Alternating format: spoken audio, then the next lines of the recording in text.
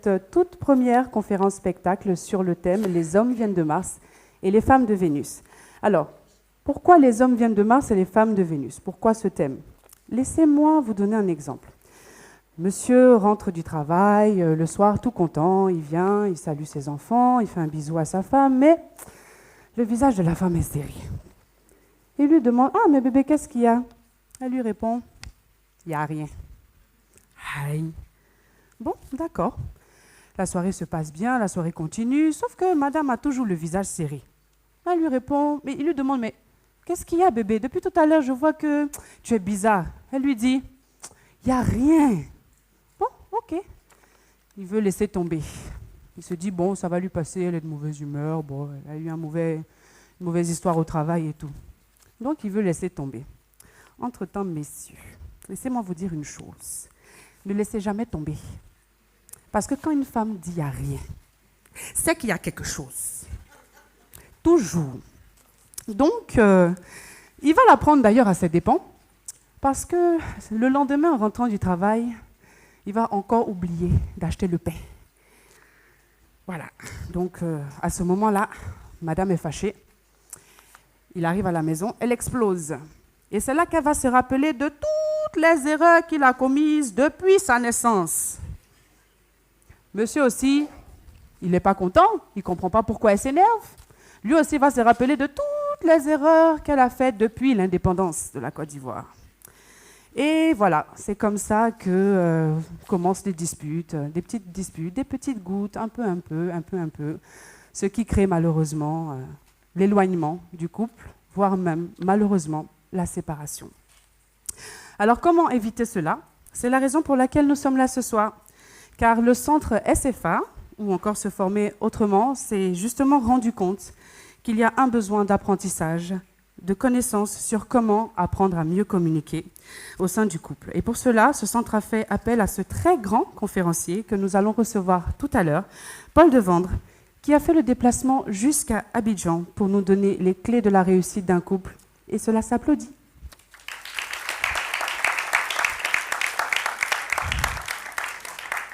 Alors, avant de rentrer dans le vif du sujet, mesdames et messieurs, laissez-moi rapidement vous parler du centre SFA, structure organisatrice de cet événement.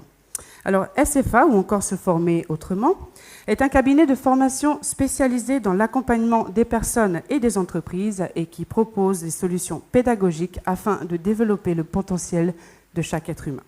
Ce cabinet vous aide à prendre conscience de qui vous êtes réellement, à développer les forces d'un groupe, à transformer vos points faibles en un atout majeur. Leurs champs d'action sont le coaching, le développement personnel, le management et organisation, la prise de parole en public et média training, le savoir-vivre et la communication, et enfin les formations métiers. Cette structure est dirigée d'une main de maître depuis 2009 par une femme. Comment vous dire? Quand on parle de coaching en Côte d'Ivoire, c'est elle. Et je vous prie d'applaudir Stéphanie Chibanda.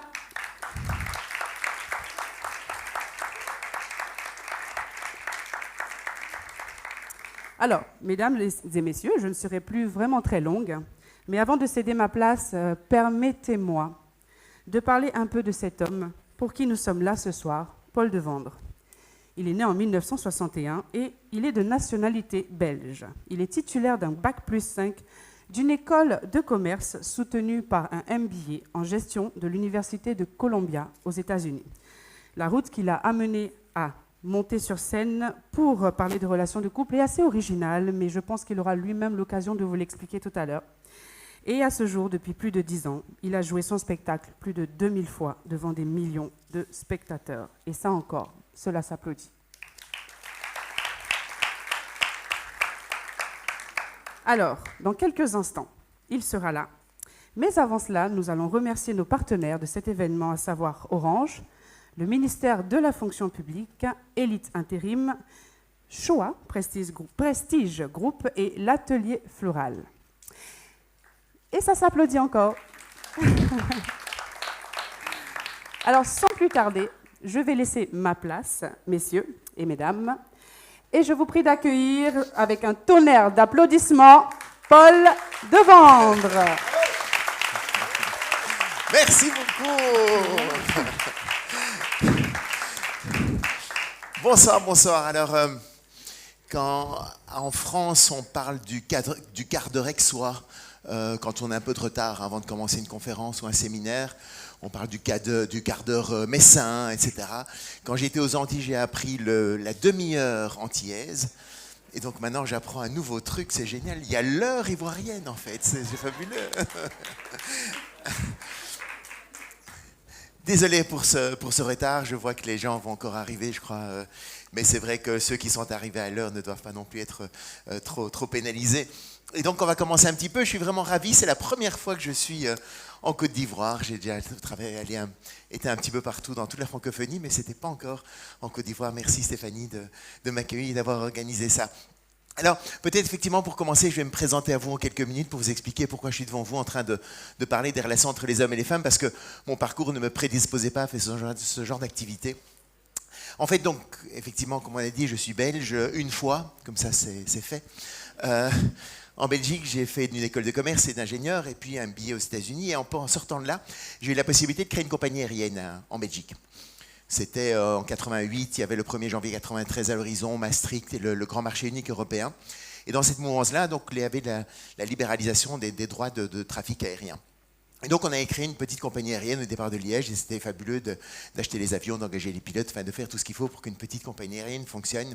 Et tout ça a très très bien marché jusqu'en 91, où là, il y a eu la crise du Golfe, qui a foutu le projet par terre, puisque pendant des mois, plus personne n'a pris l'avion. Il y a eu une énorme crise dans le transport aérien à cette époque-là. Et donc, je me suis retrouvé à 30 ans avec un peu un double sentiment. D'un côté, j'étais triste que cette expérience prenne fin, parce que c'est quelque chose d'assez inhabituel pour quelqu'un de mon âge d'avoir ce type de responsabilité. Mais en même temps, j'étais assez confiant par rapport à l'avenir, parce que je me disais qu'un petit mec comme moi, avec les diplômes que j'avais acquis, avec l'expérience professionnelle que j'avais acquise en peu de temps, normalement, des chasseurs de tête devraient s'arracher un truc comme ça. Hein. Vous êtes d'accord, hein? Vous allez avoir très cher sur le marché de l'emploi. Et puis, je me suis rendu compte que ce n'était pas si évident que ça, que les choses qu'on me proposait n'avaient pas peut-être non plus le goût de ce que j'avais pu goûter dans cette première expérience professionnelle. Et j'ai aussi commencé un peu un questionnement intérieur et personnel. Il n'y avait pas encore SFA à l'époque, mais c'était un petit peu probablement dans la même démarche. Et de fil en aiguille, j'ai écrit un premier livre. Je me suis intéressé aux nouvelles technologies et en quoi elles pouvaient impacter nos manières d'acheter et de travailler. Enfin, nouvelles technologies, à l'époque, c'était le fax et le Minitel, hein, donc c'était pas non plus... on était loin encore d'Internet. Et donc, en fait, dans ce parcours personnel-là, donc je me suis marié aussi à cette époque-là, à 30 ans. Il était temps que je me marie. Hein. Ma mère me disait toujours, mais quand est-ce que tu vas te marier, hein? Fini, j'en ai trouvé une qui a bien voulu. Et donc, quand on était mariés depuis 2-3 ans, quand j'ai assisté à une conférence aux États-Unis, un cycle de conférences sur le leadership. Il y avait plein d'intervenants de différents horizons. Et notamment, il y avait un psychologue américain qui parlait des relations entre les hommes et les femmes. Quand j'ai vu ça au programme, j'étais un peu sceptique. Je me disais que ça devait sûrement être pour tous ces Américains qui ont déjà divorcé 4 fois.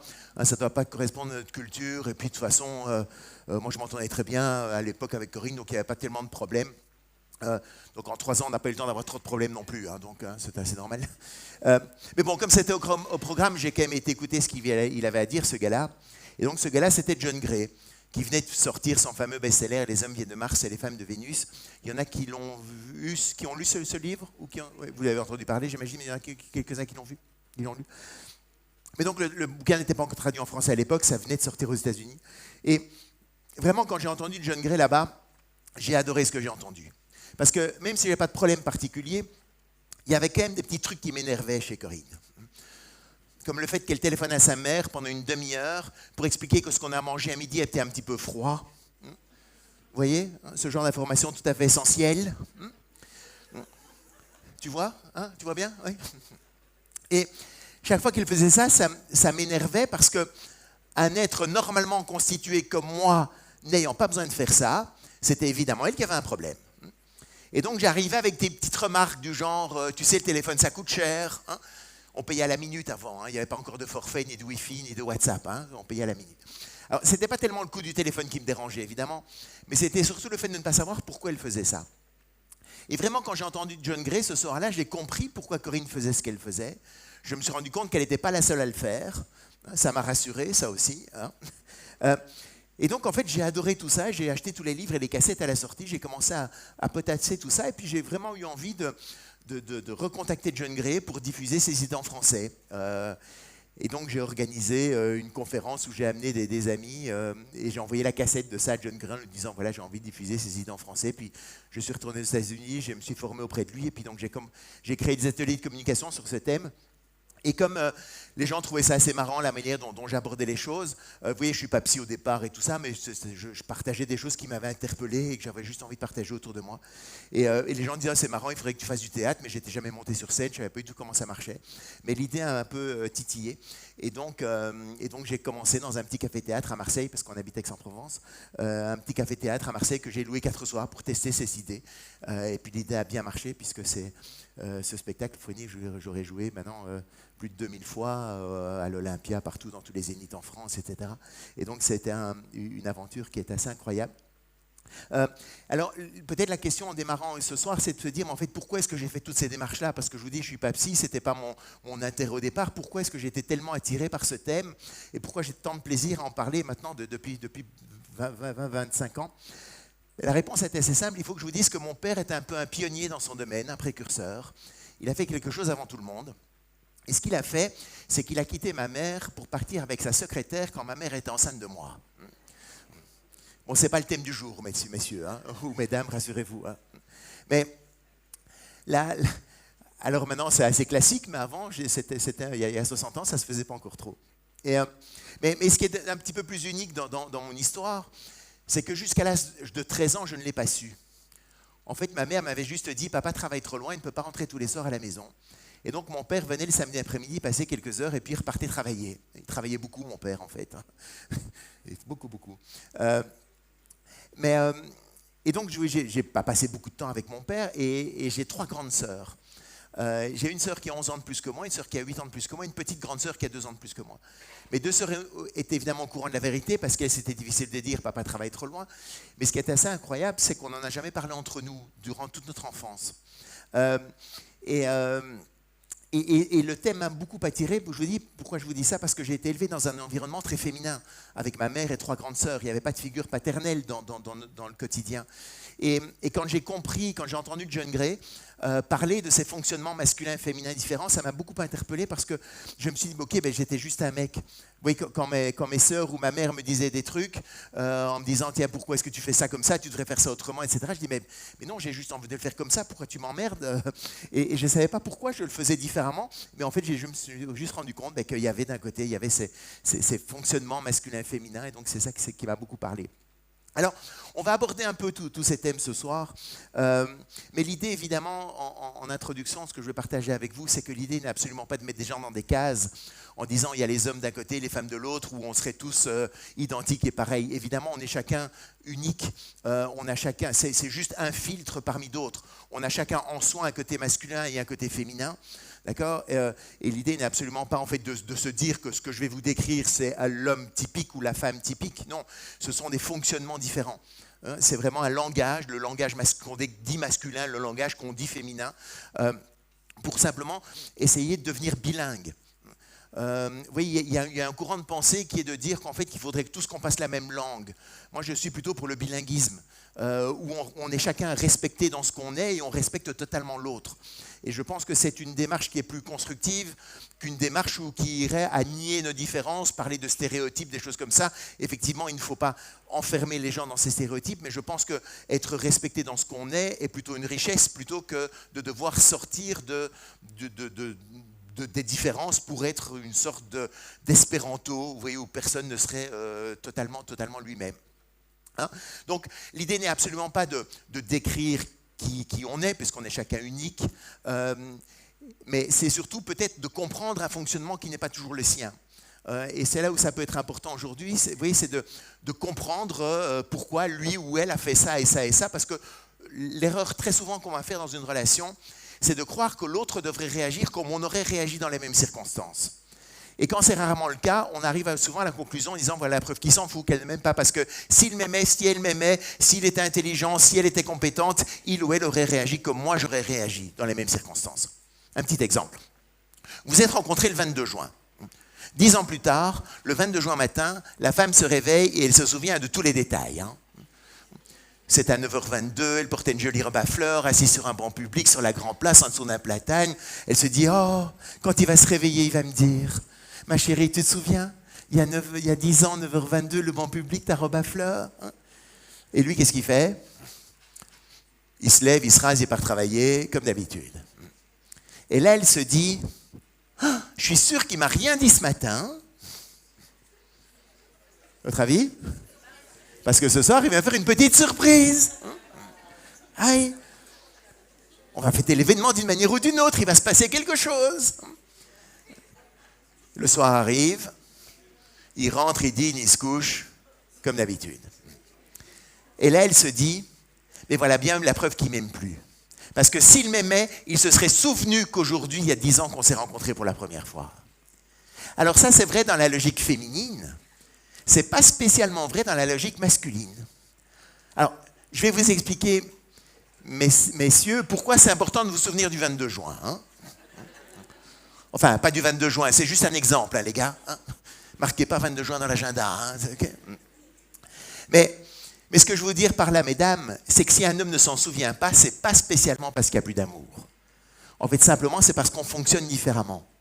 Et si on comprend ce fonctionnement différent, on va arrêter d'être embêté par ces erreurs qu'on peut faire, en se disant, ok, c'est juste un mec, c'est juste une nana, vous voyez, c'est pas, il fait ça juste pour m'embêter. Parce que c'est pas tellement ce que l'autre fait qui nous embête, c'est l'interprétation qu'on va donner à ce que l'autre a fait ou n'a pas fait. Et c'est ça qui crée la frustration. Mais si on peut changer sa manière de penser ou de voir ou d'avoir une meilleure compréhension de l'autre, mais ça permet d'éviter les petites frustrations parce qu'on comprend pourquoi il ou elle l'a fait et on sait que ça n'a rien à voir avec nous. Et c'est ça qui peut vraiment amener un peu de liant. Et c'est ce dont on va parler ce soir. Ça vous parle un petit peu? Vous voyez un peu l'idée? Alors, quelles sont donc ces grandes différences de fonctionnement masculin-féminin? Je dirais que la première différence importante, c'est que le côté masculin, ce qui est avant tout important, c'est de montrer sa compétence à faire les choses. En fait, ce qui est avant tout important en masculin, c'est avoir un objectif, aller de A vers B et d'atteindre B le plus rapidement possible pour montrer comme il est grand et fort. Et c'est comme ça que tous les hommes sont toujours un peu en compétition les uns par rapport aux autres pour savoir qui a couru le plus vite, qui a sauté le plus haut, qui a marqué le plus de buts, qui a la plus grande surface commerciale, le plus gros chiffre d'affaires, la plus grosse. Quoi ça? Voiture, merci, il y en a une qui suit quand même. Ouais. Quoi d'autre? Oui. Et ça, c'est assez surprenant dans l'esprit féminin parce que pour elle, en fait, ce qui est avant tout important dans l'esprit féminin, c'est la qualité de la relation. En fait, ce qui est avant tout important en féminin, c'est d'être bien ensemble. Et on peut voir cette différence-là de manière très très simple. Vous allez chez des amis à l'autre bout de la ville, à mon avis, ça doit bien marcher, l'exemple ici, à l'autre bout d'Abidjan. Hein, vous allez vous rencontrer, vous retrouvez là-bas. La première question que les deux mecs vont se poser, c'est de dire « Comment tu vas ?» Première question, « Combien de temps tu as mis ?» Il y en a un qui a dit « J'ai mis 2 heures », l'autre a mis 1h55, mais celui qui a mis 2 heures a perdu et sa soirée est déjà foutue. Alors il va expliquer que c'est à cause de sa femme, des bouchons, des trucs. On va parler pendant une demi-heure du trajet, comment on a fait pour atteindre notre objectif. Alors que dans l'esprit féminin, c'est pas très important. Elle va plutôt demander comment était la route, de quoi est-ce que vous avez parlé dans la voiture, est-ce que vous êtes arrêté, comment ça s'est passé. Oui, comment ça s'est passé. Un autre exemple par rapport à ça, c'était un couple qui m'expliquait ça. Ils étaient en vacances en montagne et en été, ils avaient voulu faire une excursion, une randonnée. Et il y avait un refuge à 1000 mètres d'altitude. Ils avaient dit, tiens, on va le monter jusqu'au refuge pour pique-niquer là-bas avec des jeunes enfants. Enfin, le refuge, c'était il y avait 2 planches et il n'y avait rien. C'était pas un resto ou quoi, c'est juste un refuge. Et là, vers 800 mètres, donc ils marchent pendant 2-3 heures, et puis les enfants commencent à être fatigués et tout. Et là, la femme voit à 850 mètres, un peu avant d'arriver, un petit ruisseau, très sympa, avec des arbres et une petite rivière et tout ça.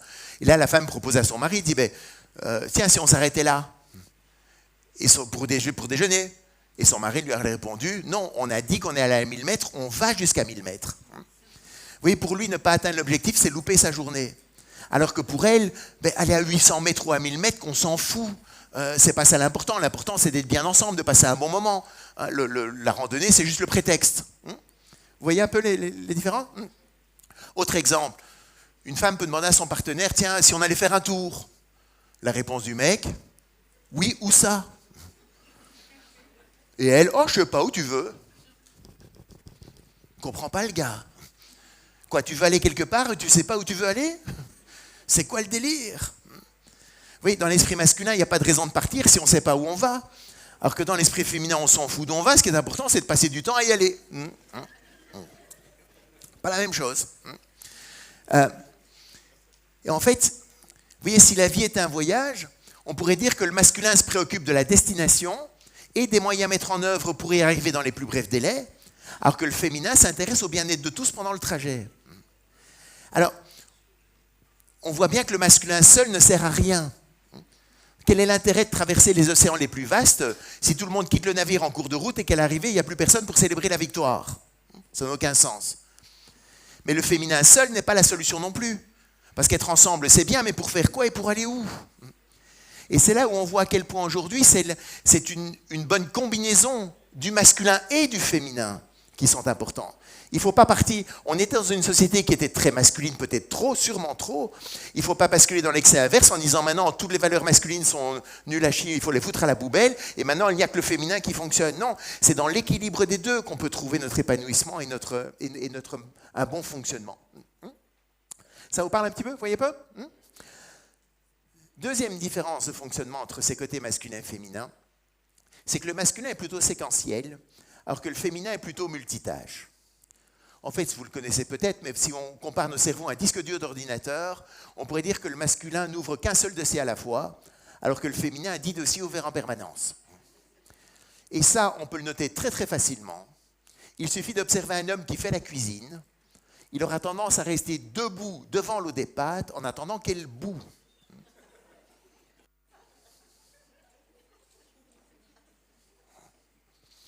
Ça ne va peut-être pas la faire bouillir plus vite. Mais ça les aimerait. Parce qu'effectivement, en féminin, elle, avec ses 10 dossiers ouverts en permanence, ben, je mets de l'eau à chauffer, puis je m'occupe des enfants, je prépare ma réunion du lendemain, je reviens, oh, il n'y a plus d'eau. Ou les pâtes sont un peu cuites. Alors de nouveau, il n'y a pas une bonne et une mauvaise manière de faire, c'est deux manières différentes, avec des avantages et des inconvénients. On peut le voir aussi dans les maisons, souvent on laisse les affaires sur les escaliers pour les monter. Un homme voit ça, il va les enjamber. Et en râlant en plus. Qu'est-ce que ça fout dans mon chemin? Il ne va pas imaginer une seule seconde qu'il peut se baisser pour le prendre. Non, parce qu'il montait pour aller se coucher. Il ne montait pas pour monter le panier de linge. Vous voyez un peu? On peut être extrêmement séquentiel. On est très très focus. Dans le boulot aussi, vous voyez, ça peut... Alors très souvent, on a une image négative de l'autre par rapport à ça, parce que très souvent, les femmes disent « Mais qu'est-ce que c'est que ces mecs qui ne sont pas capables de faire deux choses à la fois ?» Ça les énerve. Et les hommes, très souvent, ont tendance à dire « Mais qu'est-ce que c'est que ces femmes qui vont dans tous les sens et qui ne terminent jamais rien ?» Parce qu'ils ne voient pas qu'elle commence quelque chose et puis elle revient après, et puis donc ça bouge comme ça. D'accord? Alors, ça vous parle aussi, vous voyez un peu? Autre différence aussi, masculin-féminin, c'est que le masculin, quand il parle, il est plutôt dans le factuel, alors que le féminin, quand il parle, lui, il est plutôt dans l'émotionnel.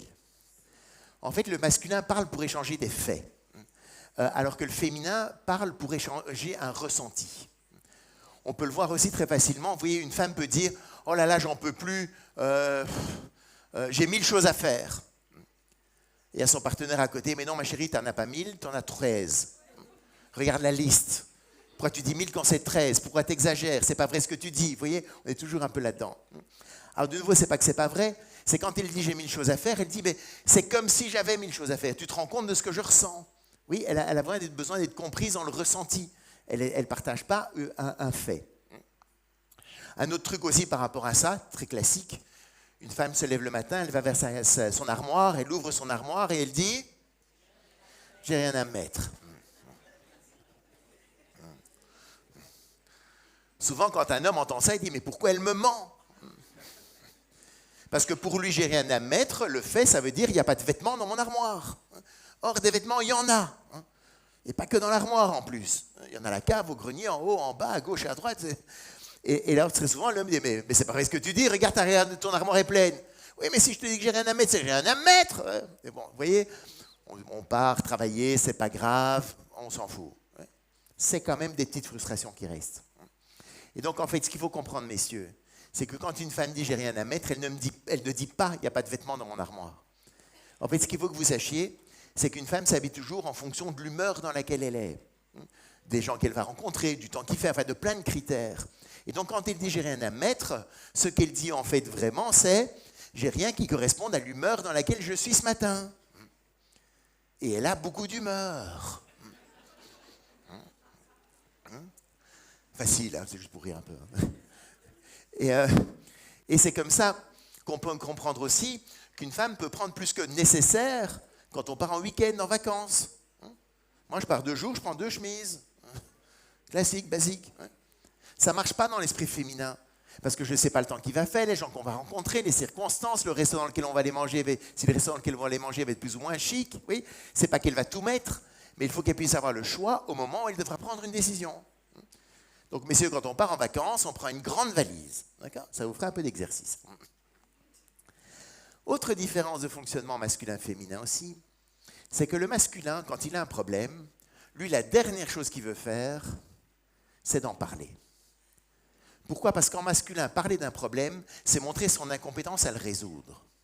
Or, comme le masculin se définit avant tout par sa compétence à faire les choses, mais la dernière chose qu'il veut, c'est apparaître incompétent, et donc, il va essayer de résoudre ses problèmes tout seul. S'il n'y parvient pas, il peut demander la solution de son problème à quelqu'un. Mais il ne va pas le demander à n'importe qui. Il va le demander à quelqu'un qu'il sait a priori plus compétent que lui dans ce domaine-là. Et c'est comme ça qu'on peut comprendre dans l'esprit masculin, dans cet esprit-là masculin, l'importance de la hiérarchie. Vous voyez, hein, dans l'armée, par exemple, qui est encore quelque chose de très, très fonctionne, qui dans son corps business qui est encore très, très masculin, dans son organisation, ou l'église, ou des corps comme ça, mais le sergent qui a un problème, il ne va jamais aller demander la solution de son problème au soldat, parce que par définition, le soldat est moins compétent, sinon il serait sergent. Mais le sergent peut aller demander au capitaine, parce que le capitaine n'est plus compétent puisqu'il est capitaine. Et comment est-ce qu'on sait qu'il est capitaine ? Parce qu'il a des galons, des trucs, donc c'est bien marqué de partout. Et dans l'entreprise, c'est important de comprendre ça, parce que, alors, je vous le dirai tout à l'heure, mais alors qu'en féminin, vous voyez, en féminin, pour elle, j'ai un problème, je demande la solution, l'autre là, tant mieux, l'autre là pas, c'est très bien aussi. Comme elle est moins attachée à ce problème de compétence, pour elle, parler d'un problème n'est pas un problème. Ça lui permet même d'avancer dans sa réflexion, de partager, de communiquer, d'avoir un peu son idée et d'avancer elle-même aussi dans sa réflexion propre. D'accord ? Donc, vous voyez, l'approche est complètement différente. Et certaines femmes peuvent se faire piéger, notamment en entreprise, par rapport à ça. Parce que justement, elles peuvent ne pas être très attachées aux signes extérieurs de compétences, parce que pour elles, ça lui passe un peu au-dessus c'est un peu des enfantillages de gamins. Parfois, certains hommes peuvent être très attachés à ces trucs-là, comme la taille des bureaux, les hauteurs du dossier du fauteuil, enfin, ça peut aller très loin. Et elle peut dire, oh, c'est pas grave, sauf que elle va paraître moins compétente que celui qui a un plus beau bureau. C'est intuitif, mais voilà, dans cet esprit-là, donc c'est important d'être assez coordonné là-dessus. Juste pour vous donner un exemple, il y a quelques années, c'était chez Decathlon, un des tout grands magasins en France, c'était à Marseille, un énorme magasin, et le directeur du magasin avait nommé, au rayon chasse et pêche, il y avait une place vacante, c'était la direction du rayon chasse et pêche, il y avait une femme qui était très compétente dans le magasin, il l'a tout à fait naturellement nommée directrice du rayon chasse et pêche. Et le problème, c'est qu'il s'est rendu compte que tous les clients allaient demander au gars qui était au tennis plutôt qu'à la femme qui était directrice du rayon chasse et pêche. Pourquoi ? Parce que chasse et pêche, c'est encore assez masculin comme activité, on va dire. Et donc, pour ces hommes-là, la connexion entre femme et chasse et pêche, c'était pas encore fait, quoi. Vous voyez, il y avait encore quelques petits bugs dans le cerveau. Et donc, c'est ça le problème, parfois de la double peine pour les femmes, c'est qu'elles doivent prouver 2 fois plus, parce qu'on ne va même pas leur donner la possibilité d'aller montrer leurs compétences, puisqu'on ne va pas leur poser la question. Oui, et donc c'est là où ça peut être un petit peu handicapant. Et dans les organisations, je pense que c'est important de comprendre et d'essayer de changer les valeurs de l'entreprise, justement, pour permettre au fait d'éviter ces écueils-là, qui s'est jamais dit dans les entreprises, on ne le voit pas, etc. Mais je pense que vous pouvez ressentir que ça peut être assez présent. Ça vous parle aussi ? Vous voyez un peu ? Ouais. Autre différence qu'il peut y avoir aussi de fonctionnement entre le masculin et le féminin, c'est que le féminin est plutôt attentif à la satisfaction du besoin des autres avant ses besoins à elle, alors que le masculin est plutôt attentif à la satisfaction de ses besoins à lui d'abord. En fait, En féminin, par jeu de vase communicant, je m'occupe des autres, d'autres s'occupent de moi. Par jeu de vase communicant, tout le monde, ça va bien fonctionner. Par exemple, une mère de famille sait que ses enfants aiment bien le blanc de poulet. Ben, elle aime bien le blanc de poulet aussi, mais naturellement, elle aura tendance à prendre une cuisse. Oui, ou alors elle va attendre que quelqu'un lui propose de le prendre. Vous voyez, elle va pas. Alors que le mec, lui, il aime bien le blanc de poulet, qu'est-ce qu'il fait? Il le prend. Voilà. Les enfants, il n'y avait qu'à arriver d'abord. C'est pas un problème. Alors très souvent, vous voyez, ça peut créer des frustrations là-dedans, parce que très souvent les femmes disent, mais il voit bien que j'aurais besoin de ça et ça, pourquoi il ne le propose pas? Pourquoi il ne le fait pas? Et la réaction du mec, c'est de dire, mais si tu as besoin de quelque chose, tu n'as qu'à me le demander. Et les femmes disent, non, si je dois te le demander, c'est trop tard. Il faudrait que tu le vois avant, sans que j'ai à le demander. On va parler de tout ça tout à l'heure, c'est important. Alors, je ne vais pas être trop long, je vais sur ces différences, mais on va aborder maintenant une autre, enfin des dernières petites différences, encore une petite comme ça, c'est que le côté masculin est plutôt routinier, alors que le côté masculin est plutôt routinier, alors que le côté féminin adore la variété. En fait, en masculin, c'est we never change a winning team. Tant que ça marche comme ça, ça marche comme ça. C'est comme ça qu'un homme aime bien aller manger dans les mêmes restaurants, à manger les mêmes trucs dans les mêmes restaurants, à racheter la même paire de godasses que celle qui est usée, à racheter les mêmes costumes, les mêmes chemises blanches ou bleues. De toute façon, il n'y en a que deux, elles sont blanches ou bleues. On ne va pas s'emmerder avec des couleurs, quoi, aussi. Hein, c'est quand même assez basique, quoi. Alors que le féminin, ben, tiens, on a mangé chinois hier, si on allait manger autre chose demain, ou tiens, ça fait 2 ans qu'on va en vacances là, si on allait ailleurs, tiens, si on changeait les meubles de place. Mais pourquoi changer les meubles de place? Enfin, ils sont bien où ils sont. Oui. Alors, on peut être très créatif un homme peut être très créatif s'il y a un problème, mais tant qu'il n'y a pas de problème, c'est pas la peine d'en créer, quoi, hein, en changeant des trucs inutilement. Oui, donc c'est un peu cette idée-là. Et c'est là où on voit notamment dans l'entreprise aujourd'hui, oui, que les valeurs masculines et féminines sont vraiment en train d'évoluer, parce qu'on voit bien que rester juste à un mec qui ne veut pas parler de ses problèmes, qui garde ses problèmes pour lui et qui ne veut pas changer, c'est un peu compliqué aujourd'hui, dans le monde en transition, dans le monde mouvant dans lequel on est. Mais ça peut être très violent pour certains hommes, justement, où on leur demande aujourd'hui de parler de ses problèmes, de parler de ses émotions, de son ressenti, de faire tout ça. C'est des démarches qui ne sont pas toujours évidentes dans cet esprit masculin. Mais on va vers là pour ce bilinguisme dont on parlait tout à l'heure. Mais donc, c'est toute cette transition-là dans laquelle on est un petit peu. Alors, ce que je voudrais aborder maintenant avec vous, alors on pourrait se dire, oui, mais maintenant qu'on est tellement différents, qu'est-ce qu'on fout ensemble? Pourquoi est-ce qu'on est quand même attirés l'un par rapport à l'autre? Pourquoi est-ce qu'on ne reste pas entre mecs ou entre nanas?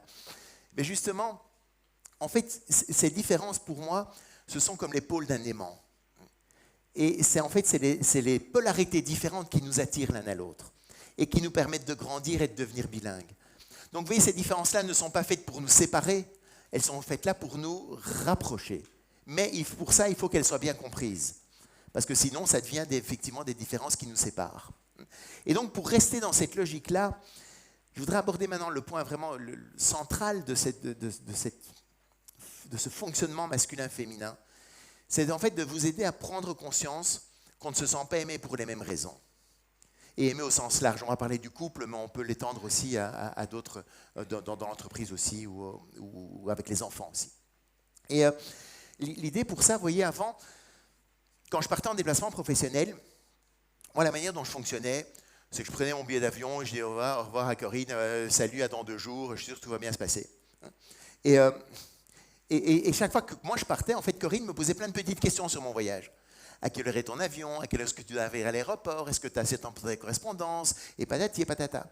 Chaque fois qu'elle me posait toutes ces questions, mon sentiment, c'était au mieux de l'indifférence, mais c'était souvent de l'agacement. Je me sentais attaqué dans ma compétence. Oui, être capable de gérer mes avions tout seul, quoi. J'avais créé une compagnie aérienne, les aéroports, je sais comment ça marche. Il ne faut pas me l'expliquer.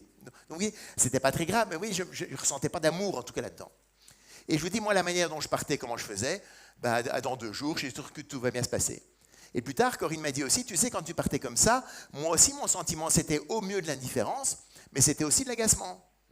Parce qu'elle se disait, mais c'est facile pour lui, il part et puis il me laisse les enfants, son chien. Oui, j'ai eu un Saint-Bernard avant de la rencontrer. Elle l'avait adopté, mais quand elle était fâchée, c'était mon chien. Après lui, le déluge, quoi, il s'en fout. Donc elle ne ressentait pas d'amour non plus. Et en fait, sans nous en rendre compte, je vous dis, on faisait l'erreur de donner ce qu'on aimerait bien recevoir. En fait, le masculin, pour se sentir aimé, il a avant tout besoin de ressentir, je vous l'écris, oups, attendez, il a avant tout besoin de ressentir de la confiance, le masculin. Alors que le féminin, lui, il a avant tout besoin de recevoir des petites attentions. Et en fait, Corinne, à travers toutes les petites questions qu'elle me posait, c'était plein de petites attentions, plein de manières de montrer tout l'amour qu'elle avait pour moi. Et moi, qu'est-ce que je faisais? Je lui faisais totalement confiance qu'elle était suffisamment grande, dynamique, organisée, débrouillarde pour pouvoir se passer de moi pendant 2 jours.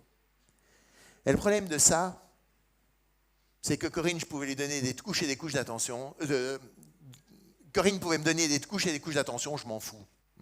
Enfin, je les prends, hein, c'est pas désagréable, je n'ai pas dit que j'aime pas, mais c'est pas ça qui est motivant dans ma relation. Et moi, je pouvais lui faire confiance, s'en fout complètement aussi. Et c'est là où on va sortir tous les deux épuisés, en ayant l'impression d'avoir été extraordinaire envers l'autre et de ne rien avoir reçu en retour. Et c'est un peu comme au combat naval, vous voyez, on fait des coups dans l'eau tout le temps. En disant, mais moi je donne le meilleur de moi-même, et elle n'est pas contente, et lui dit la même chose. C'est pas qu'on est simplement parce qu'on ne donne pas ce dont l'autre a besoin. Oui, et s'il y a suffisamment d'amour dans la relation et qu'on est prêt à faire attention à ça, on peut recréer très vite un cercle vertueux, que je vais vous expliquer maintenant. En fait, le masculin, pour se sentir aimé, il a besoin de 3 ingrédients. Il a besoin de confiance, il a besoin d'acceptation et il a besoin d'appréciation. Alors que le féminin, il a besoin de petites attentions, il a besoin de compréhension et il a besoin de prévenance. Ça, ce sont 6 mots à inscrire en lettres d'or quelque part. C'est un petit modèle. Et si vous retenez quelque chose, prenez une photo de ça. Les 6 mots là-bas, je vais vous les illustrer. Vous allez voir, ça va être marrant. Mais ça, c'est vraiment un modèle qui est extrêmement important à comprendre pour bien voir ce fonctionnement différent. Alors, le premier, on va commencer par le féminin, puis on finit par le feu d'artifice, hein, les gars, d'accord, hein, pour qu'elles se souviennent bien, hein, d'accord, bon. Alors, premier point, c'est les petites attentions. Et pour ça, on pourrait comparer le féminin à un jardin. C'est mignon, hein? Qu'est-ce qu'il faut faire pour qu'un jardin soit beau? L'arroser, l'entretenir, ça. Labourer aussi, ouais, je comprends, je vous connais, pas la peine d'aller là-dedans. Quand est-ce qu'il faut faire ça? Tous les jours, hein? Et pas qu'au printemps. Enfin, ici printemps, mais vous voyez un peu l'idée. Est-ce que c'est fini un jour? Jamais. Eh bien, messieurs, pour qu'une relation fonctionne bien, une femme a besoin d'avoir des preuves quotidiennes qu'elle est la relation la plus importante dans votre vie. Et ça, messieurs, ce n'est jamais acquis une fois pour toutes. Or, c'est là où tous les mecs se disent « Merde, qu'est-ce que je suis venu foutre ici ?» Je vous explique. Ça va venir. Je savais qu'il y avait un piège, mais je vous explique. Or, qu'est-ce qui se passe au début d'une relation?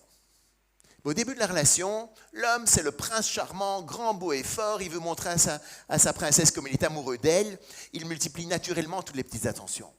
Il est galant, prévenant, il propose un petit dîner, il envoie des petits WhatsApp, il fait plein de trucs, il pose des questions et il écoute même les réponses. Vous vous souvenez, les gars, hein? Ouais. Normal. Au début, il pense qu'il passe un entretien d'embauche. Alors le jardin fleurit, c'est mignon, c'est sympa, tout va bien. Et puis à un moment donné, un engagement est pris d'une manière ou d'une autre. Et là, l'homme se dit, ok, objectif atteint. C'est bon, elle sait que je l'aime, affaire classée. Et comme il est séquentiel, il ferme le dossier Prince Charmant et il ouvre le dossier bureau, travail, pour participer au confort financier du foyer. Ce n'est pas spécialement utile, c'est que maintenant c'est réglé. Et là, la femme se dit, mais c'est dingue, je viens d'engager mon jardinier et le lendemain de la signature du contrat, il n'en faut plus une. Extrêmement frustrant pour elle. Après quelques années de vie commune, une femme peut demander à son partenaire, est-ce que tu m'aimes, est-ce que tu m'aimes encore? Vous voyez un peu ce genre de phrase. La réponse de l'homme, généralement, c'est, évidemment, puisque je suis là. Et puis je te l'ai dit à 5 ans que je t'aimais, tu te souviens? Tu vas quand même pas me le demander tous les jours, quand même. Bien, messieurs, elle ne le saura jamais. Il y a un truc marrant, un jour, une femme me dit, un homme me dit, tiens, là, je comprends maintenant pourquoi ma femme est un peu frustrée, Parce que chaque fois qu'elle me demande est-ce que tu m'aimes, je lui réponds, tu seras la première personne informée quand ce ne sera plus le cas. C'est sympa, hein? Déjà, c'est pas toujours vrai, hein, mais bon, c'est autre chose. Mais bon. Et vous voyez, dans la logique masculine, c'est ben, si je suis là, c'est que je t'aime, arrête de te poser la question, quoi. Tu devrais le savoir une fois pour toutes. Ouais. Et donc, en fait, messieurs, non, elle ne le sera jamais une fois pour toutes. Parce qu'aussi beau qu'ait pu être un jardin, dès qu'on arrête de s'en l'entretenir, mauvaises herbes se mettent à pousser. Alors là, effectivement, donc je vous dis, il y a des hommes qui disent, putain, merde, qu'est-ce que je suis venu foutre? J'aurais été mieux fait de rester dans les embouteillages encore, hein, ça aurait été un peu plus sympa. Parce que la logique masculine, souvent, est la suivante. Il y a les hommes qui se disent, bon, ok, il faudrait peut-être que je lui dise que je l'aime. Merde, chier. Qu'est-ce que j'ai bien pouvoir faire? Bon. Comme je l'aime très fort, il faut que je fasse quelque chose de très grand. Oui, parce que si je faisais un petit geste, ça veut dire que je l'aime un peu. Non, il faut que je fasse quelque chose à la taille de l'amour que j'ai pour elle. Elle m'a dit un jour qu'elle voulait en Afrique du Sud, un beau voyage. Ils partent une semaine, c'est un magnifique, un beau safari, c'est super. Et le lendemain du retour d'Afrique du Sud, qu'est-ce qu'elle est là? Elle est là. Est-ce que tu m'aimes? Et elle me dit, oh, une semaine en Afrique du Sud, tu pourrais me laisser 2-3 jours de répit quand même. Hein? Et là, il se dit, mais peut-être qu'une semaine, c'était pas assez. Peut-être qu'il fallait partir 15 jours.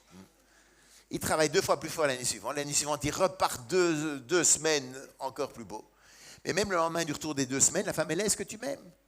Et là, il y a des mecs qui ne j'en peux plus, moi. On a déjà ça, la bagnole, le truc, le canapé, la maison, le truc, elle n'est jamais contente, il lui faut toujours plus. Moi, j'en peux plus. Il faut qu'elle épouse je ne sais pas qui, mais ça ne va pas être pour moi. En fait, j'ai une très bonne nouvelle, messieurs, pour vous quand même. Enfin, quand même, il y en a une. C'est que dans la logique féminine, il n'y a pas de pondération. Votre manière, messieurs, de montrer votre amour, vous le faites par un grand geste ou par un petit geste, c'est la même chose.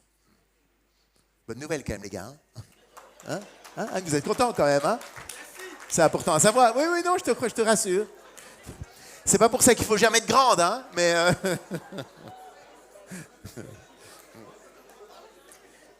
il y en a qui n'y croient pas. Mais tu vas, essaye, tu vas voir.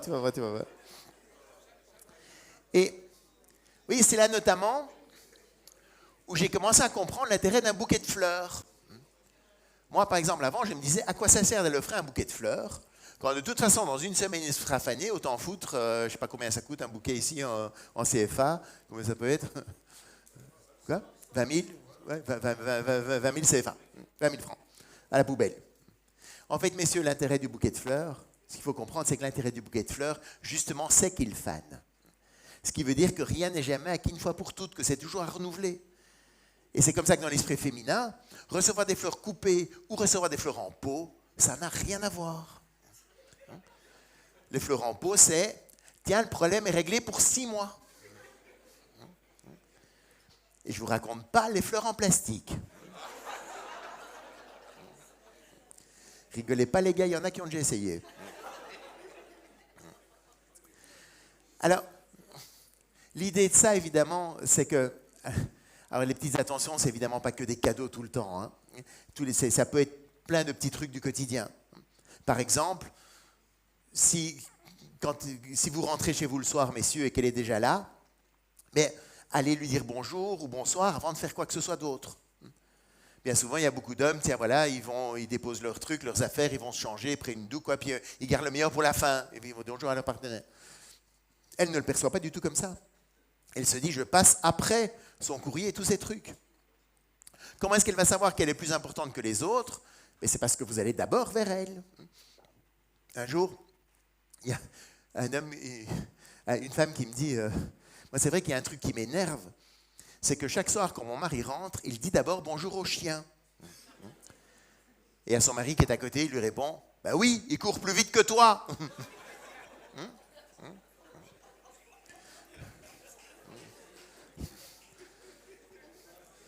Si tu veux que je te dise bonjour d'abord, t'as qu'à enfermer le chien ou t'entraîner un peu. Moi, je dis bonjour dans l'ordre d'arrivée de ce qui me vient, tout simplement. Alors c'est pas vraiment qu'une femme va se cacher, hein, mais elle peut très bien ne pas tout à fait se montrer pour voir si vous allez aller vers elle. En fait, messieurs, ce n'est pas parce qu'elle ne vient pas vers vous qu'il ne faut pas aller vers elle. Vous marquez 1 point. Autant qu'un voyage en Afrique du Sud. Je te promets, tu vas voir, essaye, tu vas voir. Alors, mais vous voyez le bouquet, parce qu'il y a des, je sais qu'il y a des mecs parfois qui pensent assez vite et qui se disent, bon, ok, je vais demander à mon assistante je vais prendre un abonnement chez un fleuriste tous les vendredis, le bouquet arrive, comme ça j'ai plus à m'en occuper. Oui, ça ne marche pas, ça. Parce que ce n'est pas le bouquet pour le bouquet, c'est le bouquet qui est la petite attention, tiens, j'ai pensé à toi. Vous voyez, juste pour donner un exemple, vous voyez, de la subtilité de ce truc-là, où il faut rentrer un peu parfois dans le cerveau féminin, c'est que un jour, vous voyez, une femme me dit, moi c'est vrai qu'il y a un truc qui m'énerve un petit peu maintenant, c'est que mon mari ne m'achète plus des cadeaux que quand il est dans les aéroports et qu'il me ramène tout, des duty free. Et pour elle, alors de nouveau c'est très personnel, mais c'est pour vous dire qu'il n'y a pas de règle là-dessus, mais elle avait, son cerveau en fait avait associé maintenant le fait que son mari en fait ne lui achetait des cadeaux que quand il avait 2 heures à perdre dans un aéroport. En fait, le même cadeau pour elle, le même cadeau acheté en centre-ville ou à l'aéroport n'est pas du tout la même signification. Et donc, ce n'est pas le cadeau, c'est tout ce qu'on met, c'est toute l'attention qu'il peut y avoir autour, toute l'histoire qu'on raconte à travers ce cadeau ou à travers le geste qu'on peut avoir. Par exemple aussi, quand on est dans un cocktail ou un dîner ou quoi, très souvent la logique masculine, c'est de dire, ben, tiens, bon, on se voit déjà toute la semaine, moi je vais voir mes amis, puis je reviens, on se retrouve à la sortie, quoi, et on ne se calcule pas pendant toute la soirée. Il y a beaucoup de femmes qui sont un peu frustrées parce que comment est-ce qu'elles vont savoir qu'elle est plus importante que les autres? Ben parce que vous êtes aussi avec elle pendant le moment où il y en a d'autres. D'accord? Alors, ce n'est pas de rester collés tous les deux tout le temps, vous voyez, mais c'est de remarquer qu'elle est là, de lui apporter un verre, de voir, vous voyez, papoter 2 minutes, des choses comme ça. Mais donc, c'est important de montrer que qu'elle est unique à vos yeux. Donc, c'est ça qui est le plus important dans cet esprit féminin, c'est de montrer qu'elle est unique à vos yeux. Ça vous parle un petit peu? Vous êtes d'accord, mesdames? Ça vous plaît? Oui? Les gars, il n'y a plus qu'à, hein, maintenant. Hein, bon, oui, voilà. Ça va être facile, hein? Maintenant, vous avez les clés. Deuxième point, c'est la compréhension. Et la compréhension, là, les gars, c'est le gros morceau, il faut faire gaffe. Et pour comprendre cette idée-là, l'image que j'ai pour vous, c'est que le féminin fonctionne comme une vague. Et une vague, pourquoi? Et parce qu'une vague, il y a des hauts et des bas. Dans la phase montante, comment ça marche? Oh, la vie est belle, je t'aime, c'est merveilleux, mais oui, je vais le faire, il n'y a pas de problème, etc., tout va bien. Et puis, à un moment donné, et dans l'esprit masculin, sans aucune raison particulière, tout d'un coup, il n'y a plus rien qui va. Et comment est-ce qu'on va remarquer ce changement de cap, ce changement d'humeur? Mais c'est à ce moment-là que les femmes vont commencer à parler de plein de problèmes et qu'elles vont utiliser ce qu'un homme prend pour des exagérations. Elles vont utiliser des mots définitifs comme « personne »,« tout le monde »,« jamais », personne ne m'aide, tout le monde s'en fout, ça n'ira jamais. Vous voyez un peu l'idée? Et à ce moment-là, les hommes vont faire l'erreur la plus dommageable dans la relation. Ils vont tout mettre en œuvre pour lisser la vague. 4 étapes dans la stratégie masculine pour lisser une vague. Vous allez voir, c'est extrêmement codifié. On est tous les mêmes. Première étape, ils arrivent gentiment avec la solution au problème. Donc elle commence, oh là là, j'en peux plus, j'en ai marre de mon boulot. Et ma chérie, t'as qu'à changer de travail. Il n'y a pas de problème, il y a que des solutions. Il n'y a qu'un faucon, il suffit d'eux. Deuxième étape, quand il voit que ça ne marche pas, parce qu'elle continue à parler de ses problèmes, il va alors utiliser des petits mots gentils et rassurants, du genre « ça ira mieux demain, voilà que tu es positif des choses, c'est pas si grave que ça ». C'est dit sur un ton un peu mielleux, un peu paternaliste, un peu condescendant. Ça l'énerve 2 fois plus. Troisième étape alors, et après quelques années de vie commune, il va tout de suite à la troisième étape. On prend des raccourcis. Il l'engueule. Qu'est-ce qu'il te faut de plus? Tu as tout pour être heureux, tu dois avoir un problème, va voir un médecin, va te faire soigner, tu as tes règles dans 2 jours. Et enfin, la quatrième étape, et que certains d'ailleurs font, à laquelle ils vont directement, ils se barrent. En disant, écoute, si c'est pour me parler comme un chien, je préfère aller faire un tour dehors et je reviendrai quand tu seras calmé. Ça te parle? Tu vas tout de suite à la quatrième, toi, je t'ai déjà reconnu. Là, je t'ai repéré. En fait, messieurs, aucune de ces stratégies ne fonctionne. Vous avez déjà tout essayé, hein? Ça ne marche pas. Pourquoi? Parce que l'erreur avait été à tout prix dans une relation. Il ne faut jamais lisser la vague. Donc ce qu'il faut faire, c'est quoi? Il faut surfer. Il faut l'accompagner dans la descente. En fait, ce qu'il faut qu'un homme comprenne, c'est que quand une femme descend cette vague, elle n'est pas dans un côté masculin factuel, où elle veut des solutions à des problèmes qu'elle a ou qu'elle n'a pas. Non, elle cherche avant tout à se sentir comprise dans les émotions qu'elle ressent. Oula, qu'est-ce que ça veut dire, ça? Je vous explique. En fait, comment est-ce qu'on peut faire ça? Mais c'est assez simple. En fait, ce dont elle a besoin dans ces moments-là, c'est une écoute empathique et bienveillante que j'appellerais le silence actif.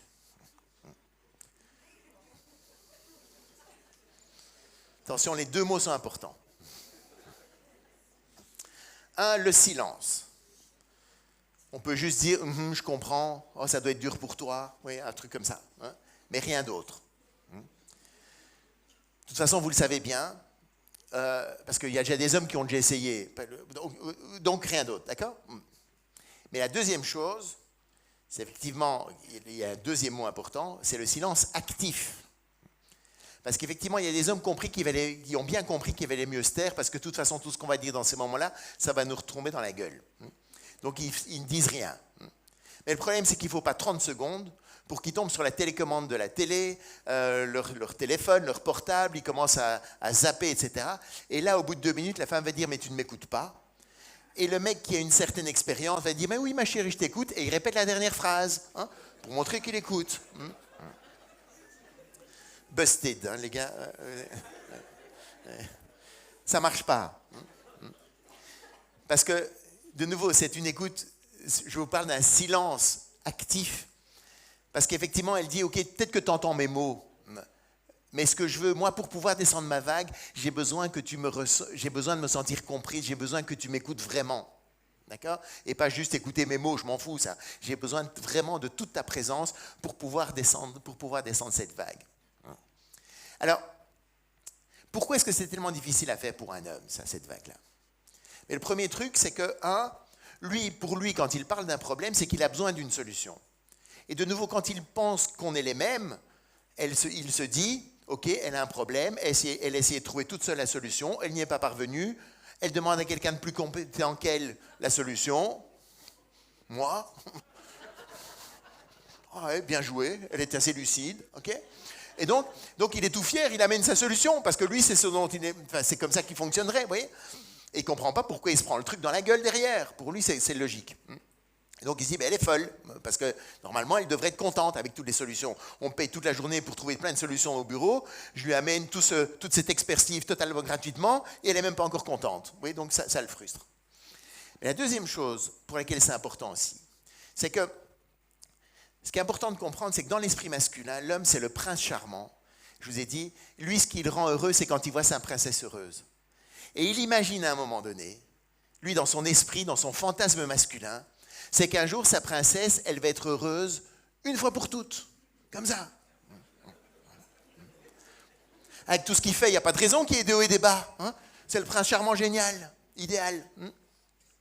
Et là, messieurs, si vous voulez vivre avec quelqu'un comme ça, il ne faut pas vivre avec une femme. Et même dans une relation homosexuelle, il y en a un qui est dans un côté masculin et l'autre qui est dans un côté féminin. Vous n'y coupez pas. Votre chien, lui, il est content de vous voir, quelle que soit l'heure à laquelle vous rentrez. Okay? Bon, il n'y a pas que des avantages non plus. Mais ça, messieurs, c'est utopique. Mais beaucoup d'hommes sont de cet idéal-là. Et le problème qu'il y a, c'est que, comme ils se disent qu'ils veulent tout y faire pour vous rendre heureuse, quand ils vous voient heureuse, ils se disent que c'est tout grâce à lui. Ça n'a rien à voir avec vous. Hein. C'est juste lui qui vous rend heureuse, mesdames. Hein. Vous le savez quand même. Hein. D'accord? Mais le problème de ça, c'est que quand il vous voit malheureuse, et c'est comme ça qu'il vous perçoit quand cette vague déferle, il aura tendance à tout prendre personnellement pour lui. Et donc, évidemment, il va vouloir se justifier en disant « mais je ne suis pas le seul autre en train de décrire, regarde, il y a ça et ça qui va bien, s'il te plaît, sois heureuse, il n'y a aucune raison que tu sois malheureuse, descends pas, reste là, regarde tout ce que je fais pour toi. » Oui. Et donc c'est très très insécurisant pour un homme de voir cette vague parce qu'il a l'impression de tout prendre pour lui. Et c'est là où c'est une clé extrêmement importante dans une relation, c'est de comprendre que quand une femme descend cette vague-là, messieurs, c'est comme du Canada Dry. Je ne sais pas si vous vous souvenez de la publicité Canada Dry il y a quelques années. Ça a le goût de l'alcool, l'odeur de l'alcool, les bulles de l'alcool, mais ce n'est pas de l'alcool. Eh bien, il faut qu'un homme sache que quand une femme descend cette vague, ça a le ton de la critique, ça a les mots de la critique, ça a tout d'une critique, mais ce n'est pas une critique. Et il faut qu'un homme se l'ancre vraiment bien dans le crâne, parce que c'est quand même extrêmement bien imité.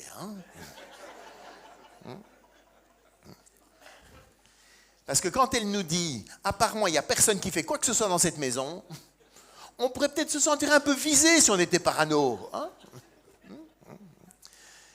Et pourtant, messieurs, ce n'est pas le moment d'aller expliquer tout ce que vous avez fait la semaine dernière. On s'en fout de qui a fait quoi dans ces moments-là. Vous voyez, on n'est pas dans une discussion factuelle de qui fait quoi, comment, pourquoi, on s'en fout. On est dans ce besoin émotionnel de lâcher un trop-plein émotionnel accumulé. Et messieurs, ça n'a rien à voir avec vous. D'accord? Ça vous va? Ça vous rassure un peu? Un peu l'idée? Alors, si ça a à voir avec vous, il y a d'autres trucs à faire. Okay? Mais ici, je vous parle de moments un peu de ras-le-bol émotionnel. Ça prend 3 minutes pour descendre la vague et puis on passe à autre chose. D'accord? En fait, vous le savez tous et on le sait tous, ça. Juste pour faire un parallèle par rapport à l'entreprise ou dans vos fonctions, c'est qu'un client, qu'il soit homme ou femme, est dans un côté féminin. Et en fait, un client, quand il se plaint, c'est une bonne nouvelle, il a besoin de lâcher son trop-plein émotionnel accumulé. Et en fait, on le sait tous, et c'est vrai. Et le problème, c'est que quand on coupe la vague du client, qu'est-ce qui se passe? À un moment donné, il va se barrer. S'il ne se sent pas compris dans ses émotions, le client, il se barre. On l'a tous déjà vécu en tant que client. Vous voyez, quand on a une émotion, un truc, et ça, le vendeur en face nous dit non, ouais, non, c'est pas comme ça, c'est ci, c'est là, etc. Qu'est-ce qu'on fait? On se barre et on va chez quelqu'un d'autre. D'accord? C'est exactement le même principe. D'accord? Donc, ce fonctionnement-là, je ne vais pas rentrer en détail, mais c'est exactement ça. Ça vous parle, ça, un petit peu? Et c'est très, très important à comprendre parce qu'en fait, alors il y a des hommes qui disent, mais si je suis pour rien, pourquoi est-ce que j'irais me prendre le temps d'écouter toute cette vague-là? Qu'elle aille faire ça ailleurs, ce n'est pas mon problème. Pourquoi? Parce qu'en fait, s'il n'y a pas cette écoute-là, qu'est-ce qui se passe? Il y a du sable qui s'accumule dans le fond de la vague. Et le sable, c'est tout le ressentiment qui s'accumule chez une femme de toutes les fois où elle ne s'est pas sentie comprise. Et pour ça, messieurs, une femme a une mémoire d'éléphant. Elle se souvient de tout. Et à chaque discussion un peu animée, comme on l'a dit tout à l'heure, elle remet le couvert de tous ces vieux trucs. Eh bien, les hommes sont totalement démunis par rapport à ça parce qu'ils disent « mais avec quoi tu viens? C'était il y a 5 ans, il y a 10 ans, il y a 20 ans. Il n'y a plus de solution à trouver, donc il n'y a plus de raison d'en parler. » Elle sait bien qu'il n'y a plus de solution à trouver, mais elle a quand même besoin de se sentir comprise par rapport à l'émotion qui a été engendrée par rapport à ce qui s'est passé. D'accord? Vous voyez, c'est deux niveaux de compréhension totalement différents. Et le problème, quand il y a du sable qui s'accumule, c'est qu'elle ne se sent plus en sécurité pour descendre cette vague. Et donc, en fait, elle se coupe, elle est obligée d'être coupée de son côté féminin. Et quand elle est coupée de son côté féminin, elle bascule malgré elle dans son côté masculin. Alors, je ne vous parle pas d'une femme équilibrée qui est heureuse d'être dans les deux polarités. Il y a des femmes qui n'ont plus le droit d'être dans leur côté féminin, donc par défaut, pas par choix, basculent dans le côté masculin. Et là, elles vont se dire, je vais lui montrer que je peux le faire toute seule, je vais lui montrer que je peux le faire sans lui, que je n'ai pas besoin de lui pour le faire, etc. Vous voyez? Et l'autre, là, en face, va dire, ah, tu crois que tu vas le faire toute seule? Mais non, je vais te montrer que non. Et vous voyez, enfin, il y a plein de petites luttes qui rentrent dans un couple comme ça. Et l'origine de ça, c'est tout simplement que le côté féminin ne peut pas être entretenu, n'est pas suffisamment entretenu dans la relation par rapport à ça. C'est une grande souffrance pour elle, mais c'est aussi une grande souffrance pour le mec, parce qu'effectivement, il va être dans cette confrontation constante. Donc c'est vraiment important de passer par ce travail d'écoute-là. Ça vous parle aussi? Oui. Dernier petit point, le féminin, c'est la prévenance. On l'a vu tout à l'heure, je vous en ai déjà un petit peu parlé, je ne vais pas rentrer trop dans les détails pour ne pas être trop long, mais L'idée de la prévenance, je vous dis, c'est d'être attentif à ses besoins à elle, même s'ils ne sont pas clairement exprimés. D'accord ? Et mesdames aussi, si jamais il ne le fait pas, un bon truc pour vous, ça peut être d'apprendre à demander. En fait, beaucoup de femmes ont une expérience négative de demander, parce qu'elles ont l'impression qu'elles demandent, même parfois qu'on dit oui, mais qu'on ne fait quand même pas. Pourquoi ? Parce que beaucoup de femmes demandent, est-ce que tu peux vider le lave-vaisselle, est-ce que tu peux aller faire ci, est-ce que tu peux aller faire ça ? L'homme répond oui, mais il ne fait pas. Pourquoi ? Parce qu'il ne fait que répondre à la question. Est-ce que je peux le faire ? Oui, je peux.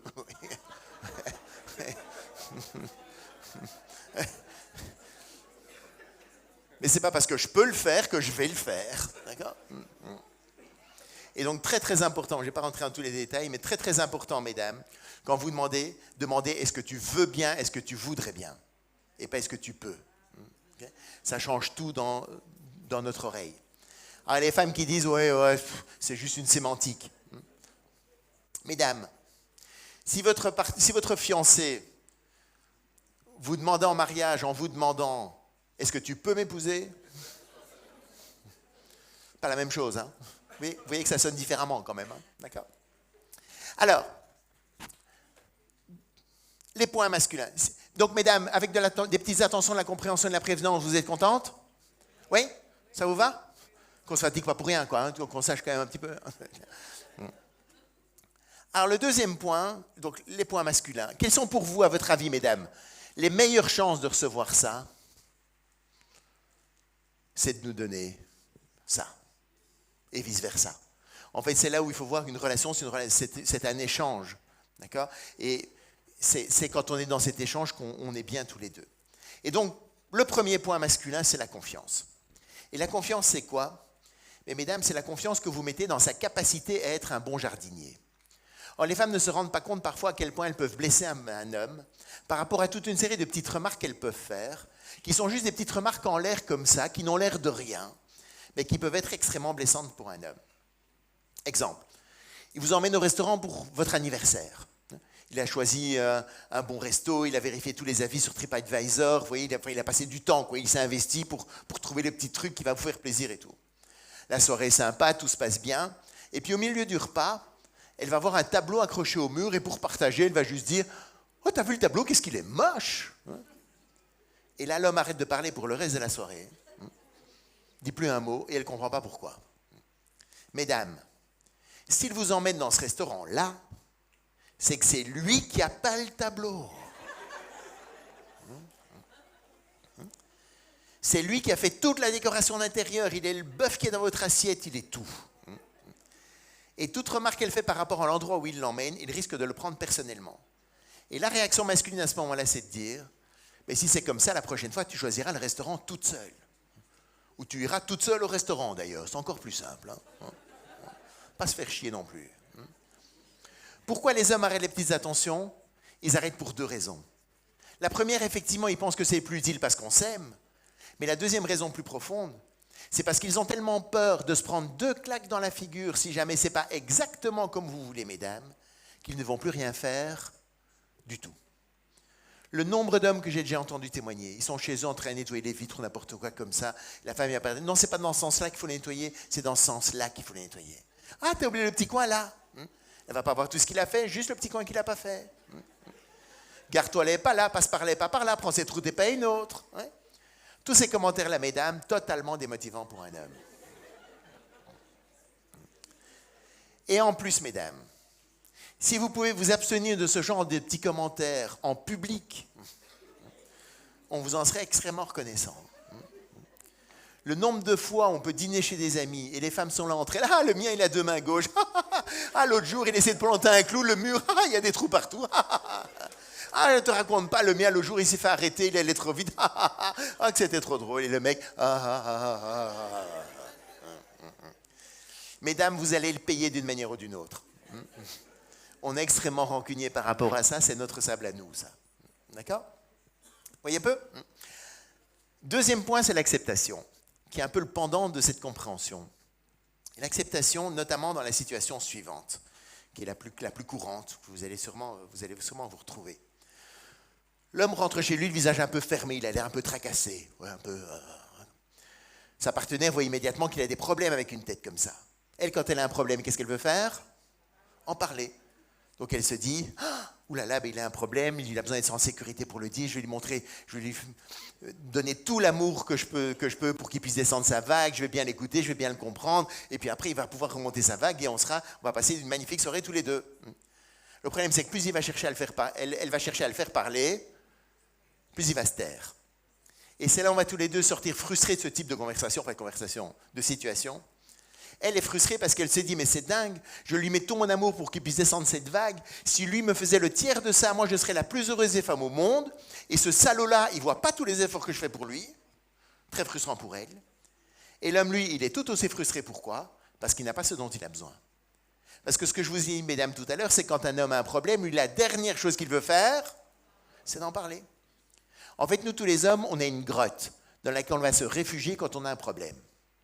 Il y a un dragon qui est au-dessus de la grotte et il brûle toute personne qui essaye d'y rentrer.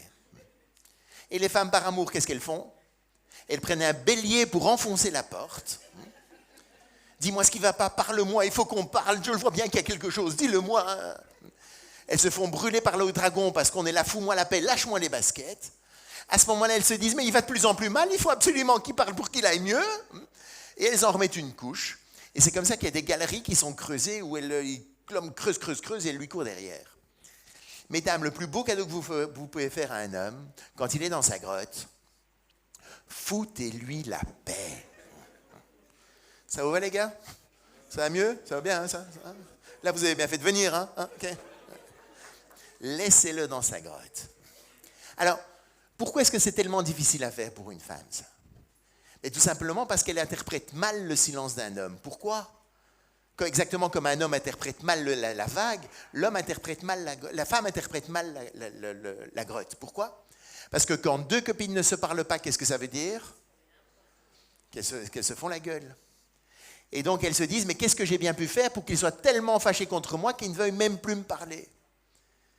Et c'est là où c'est important, mesdames, que vous sachiez, quand un homme est dans sa grotte, cela n'a rien à voir avec vous. Ça, c'est notre Canada Dry à nous, ça. Alors les femmes disent, oui, mon œil... Parce qu'effectivement, les apparences sont trompeuses. Grand classique, un homme rentre chez lui, il est là, fermé dans sa grotte, fermé à clé, le dragon est là, tout est bien en place, il ne dit pas un mot chez lui. Et puis il y a des amis qui arrivent à l'improviste à la maison. Dès que les amis arrivent, grand sourire, comment ça va, qu'est-ce que je suis content de vous voir, il va être tout mignon, adorable pendant 2 heures. Les amis n'ont même pas encore franchi la porte en partant, bim, de nouveau est dans sa grotte. Et là, elle pourrait se dire, ben voilà bien la preuve qu'ils sont liés à moi, parce qu'avec tous les autres, il est parfaitement capable d'être sympa, sauf avec moi. Donc c'est bien que c'est avec moi qu'il y a un problème. Non, pas du tout. Non. Avec tous les autres, il est obligé de montrer comme il est grand, comme il est fort. Mais ce n'est que dans l'intimité de la relation qu'il peut enlever le masque. Exactement comme vous, mesdames, quand vous descendez votre vague, vous n'allez pas le faire devant n'importe qui non plus. Mais c'est le même principe. On a besoin de temps en temps de ce besoin de décompresser dans cette grotte, de fermer un dossier, d'en ouvrir un autre, d'oublier nos problèmes. Nous, c'est comme ça qu'on fait. En fait, nous, on oublie le problème, on ferme le dossier, on ne veut plus y penser. Okay. Et alors, si vous êtes là toujours à dire, mais qu'est-ce qu'il y a ben, on ne peut pas l'oublier si vous voulez absolument qu'on s'en rappelle. Vous voyez? Donc, ça ne marche pas. Ça vous parle aussi? Vous voyez un peu? Et puis, dernière petite chose, l'appréciation en masculin.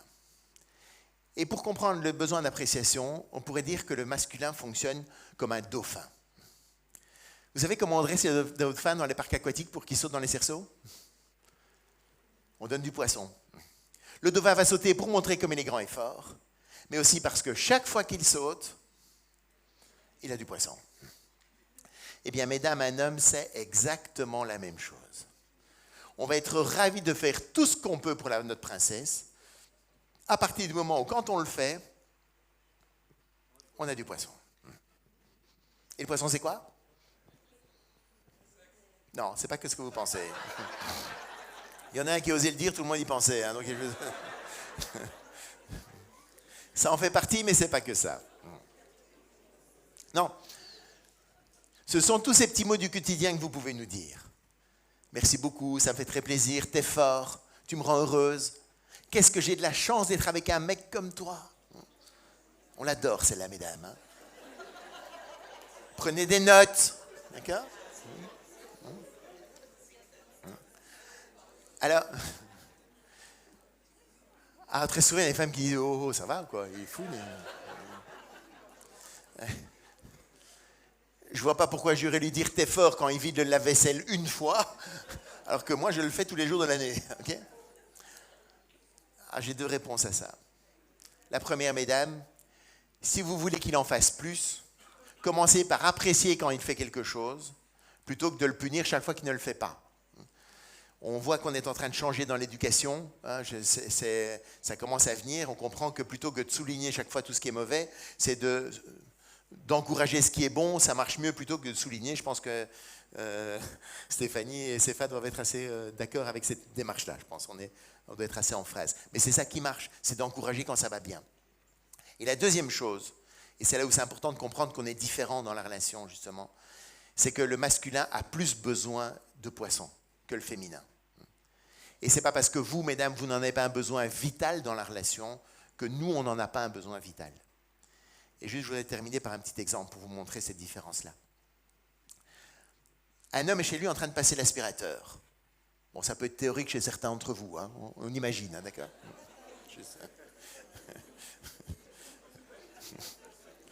Vous savez ce que c'est un aspirateur, les gars ? Vous voyez un peu ? Ou vous voulez que je prenne autre chose ? Non, ça va aller ? Vous voyez un peu ? Ok.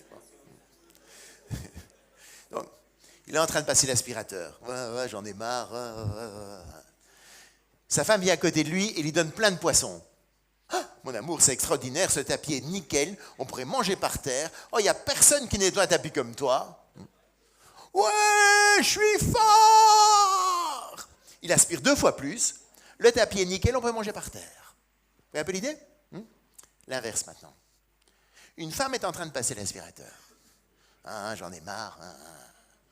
Son partenaire vient à côté d'elle, même chose, plein de poissons. Ah, mon amour, c'est extraordinaire, ce tapis est nickel, on pourrait manger par terre. Oh, il n'y a vraiment personne qui nettoie un tapis comme toi. Tu te fous de ma gueule ou quoi ?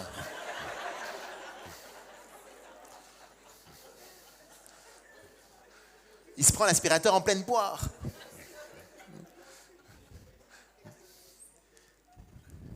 L'appréciation n'a aucune prise sur elle.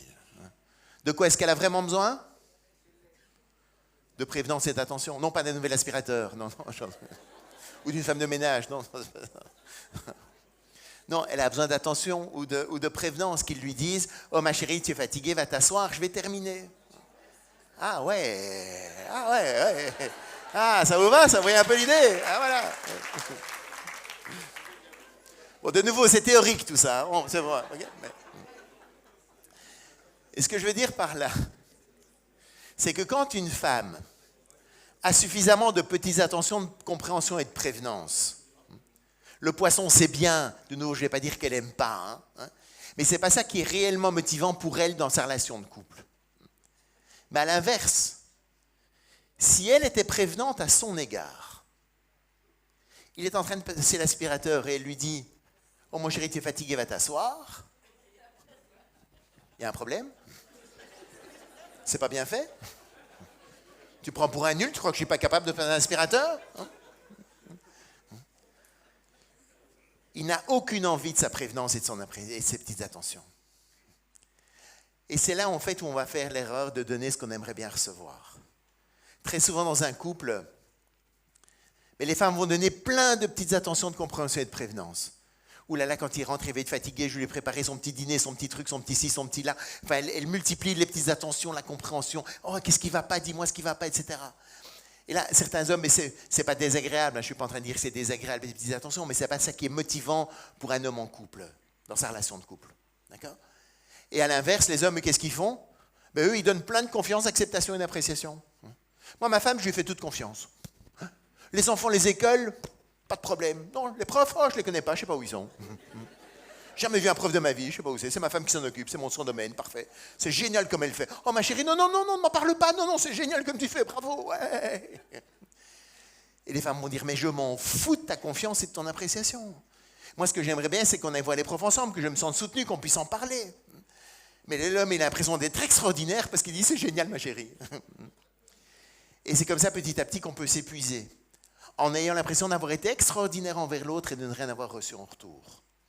Et c'est comme ça, petit à petit, que les chemins peuvent s'écarter. De nouveau, s'il y a suffisamment de compréhension et d'amour dans le couple encore, et dans la relation, si on a envie d'être avec l'autre. Mais maintenant, vous savez que pour montrer cet amour-là, il suffit de donner à l'autre ce dont il ou elle a besoin pour recréer très vite un cercle vertueux. Et en fait, ce cercle vertueux, on l'a tous, on le sait intuitivement tous, parce qu'au début de la relation, c'est toujours comme ça que ça démarre. Souvenez-vous des débuts de votre relation. Mesdames, est-ce que vous auriez fait une remarque du tableau, vous en foutiez du tableau, enfin vous étiez juste contente d'être là. Lui, il était attentionné, il faisait les choses, il était prévenant, enfin, on était attentif à l'autre. Naturellement, on sait que c'est comme ça que ça marche. À un moment donné, on l'oublie un peu, et l'erreur qu'on va faire, c'est qu'on va se mettre à donner ce qu'on aimerait bien recevoir, et c'est là où petit à petit, ça peut un peu se déliter. Donc voilà, remettez ça en route, et puis on peut en parler si vous voulez, mais c'était un vrai bonheur de venir partager ça avec vous. Désolé pour le bouchon et les trafics, mais c'était très très chouette d'être là. Merci à vous.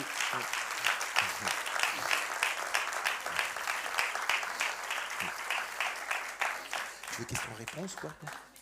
On peut, si tu veux. On peut. Mesdames et messieurs, c'était Paul Devant qu'on continue d'ovationner.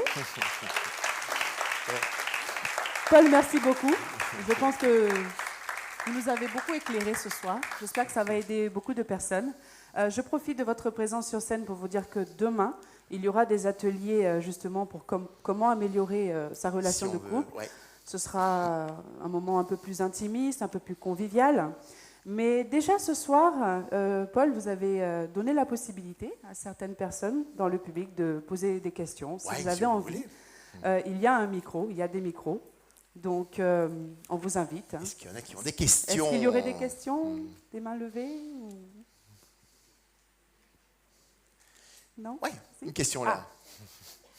Et le sexe? Non, c'est pas ça? C'est pas celle-là? Tu l'as en tête, je suis sûr que tu l'as en tête.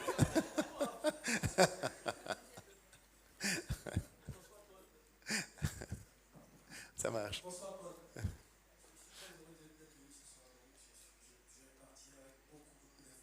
Chouette. Je précise que je suis avocat. Ouais. Donc, dans mon job, il m'arrive d'être avocat des femmes et d'être avocat d'hommes. Ouais. Donc, je vis un peu cette situation conflictuelle. Ouais. Donc, à l'instant, ce qui me vient à l'esprit, c'est de vous demander est-ce que cette compréhension que vous nous présentez là, est-ce qu'elle a toujours été ainsi? Est-ce que les hommes ont toujours été de Mars et les femmes toujours de Vénus? Est-ce que les leçons, les conseils que vous donnez, vous les auriez donnés il y a 30 ans? Est-ce que vous les donneriez dans 30 ans après? Fondamentalement, ce qui me vient à l'esprit, est-ce que les situations économiques, par exemple, que les pays traversent, ont une incidence sur l'équilibre homme-femme? Il y a plein de questions dans ta question. Sur le fait de... J'en parle depuis 25 ans. Alors évidemment que les relations changent, on ne peut pas dire que les relations entre les hommes et les femmes évoluent. J'espère qu'elles...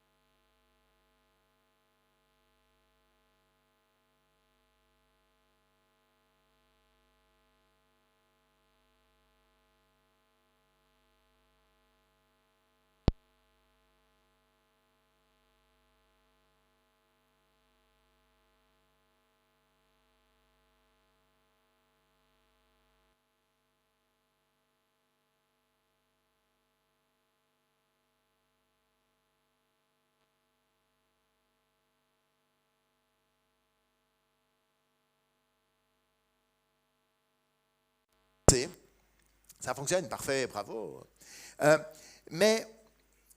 Et que j'espère maintenant pouvoir aller plus loin.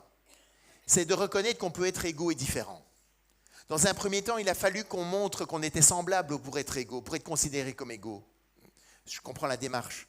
Mais je pense qu'on peut aller plus loin aujourd'hui en reconnaissant qu'on est égaux et que cette égalité permet aussi la différence. D'accord ?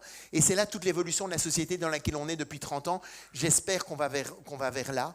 Il y a une partie de la société qui est plutôt en train de pousser, j'en parlais à l'intro, en disant on ne veut plus de différence, on ne peut plus parler de différence parce que c'est rétrograde, c'est réactionnaire. Moi, je ne pense pas. Moi, je pense qu'être reconnu dans ce qu'on est, c'est plutôt une avancée plutôt que de nier ça. Mais donc, il y a une vraie évolution là-dedans. Je pense les femmes sont plus masculines et féminines, les hommes sont plus féminins et masculins. Donc, la frontière est plus fine. Mais je pense que c'est justement pour garder ce match masculin-féminin, il faut pouvoir garder ces différences-là. On voit aujourd'hui à quel point parfois beaucoup d'hommes ont peur aujourd'hui de draguer maintenant ou d'être en relation. Parce qu'effectivement, il y a des salauds, des pervers, tout ce qu'on veut, mais la grande majorité des hommes, on a juste envie d'être bien avec une femme. Mais c'est vrai qu'on le paye aussi, c'est cet extrémisme peut-être d'une minorité qui se comporte atrocement mal et qu'il faut absolument condamner. Mais donc, il y a une peur qui s'installe, on ne sait pas exactement comment. Je sais que dans des entreprises maintenant, parfois, il y a des hommes qui n'osent plus prendre l'ascenseur quand il y a une femme qui est dedans, de peur. Donc, il y a des effets qui deviennent très pervers par rapport à tout ça.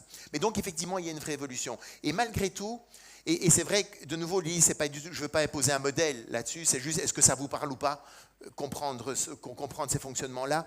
Tu vois, je te dirais que, pour moi, mais malgré la situation économique différente dans chacun des pays, le fait pour un homme de ne pas parler de ses problèmes, moi, je le perçois comme universel. Les problèmes ne sont pas les mêmes, on est d'accord, mais le fait d'en parler ou pas, je pense que ça, c'est un principe qui est assez... Enfin, de tout ce que j'ai vécu, de voyager un peu partout dans le monde pour partager ça, c'est quelque chose qu'on ressent quand même très très fort aujourd'hui.